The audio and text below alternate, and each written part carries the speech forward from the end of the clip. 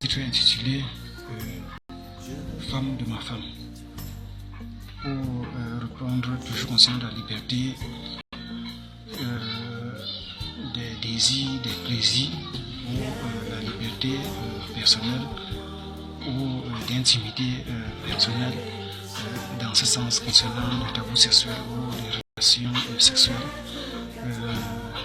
pour manifester les envies, ou l'envie, ou le vouloir, ou le désir, ou le plaisir d'une femme en Christ, ou d'une sœur en Christ, un mari vivant avec son mari,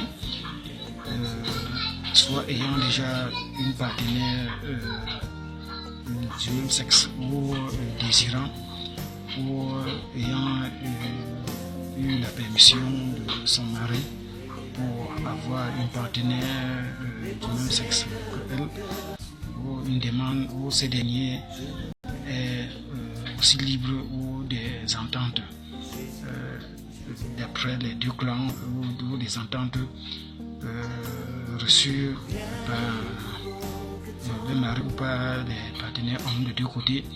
Dans ce sens, vous pouvez donner d'accord, comme dit l'Écriture, l'homme est le chef de la femme.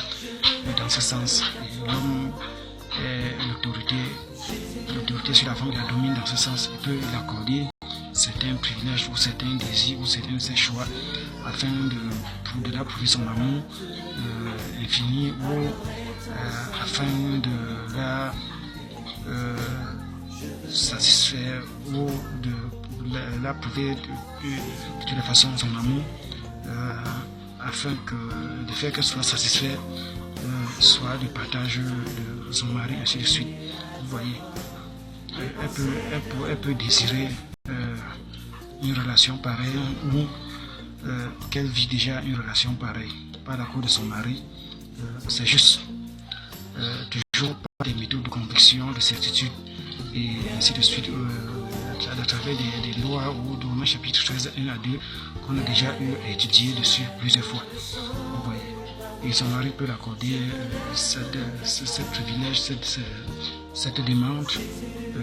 Ce n'est pas pour tous les chrétiens, ou pour certains des chrétiens, des frères et sœurs qui désireront. Vous voyez, ça c'est pour les répondre dans ce sens, de ne pas les laisser avec des frustrations, la condamnation de Lévitique chapitre 18 sur la condamnation, et ainsi de suite. Vous voyez, afin que des personnes de temps de pureté de cœur puissent avoir accès à la vie éternelle à travers des enseignements dans ce sens dont je vais tout y apporter pour aider les personnes désirant cela. Vous voyez, je réponds tout chaque fois avec des enseignements ou des ministères qui est complètement prophétique pour des choses qui tiendront pour l'avenir, ou qui viendront pour l'avenir, ou pour laisser des enseignements qui auront intervenu d'ici des temps à venir. Dans ce sens, vous voyez.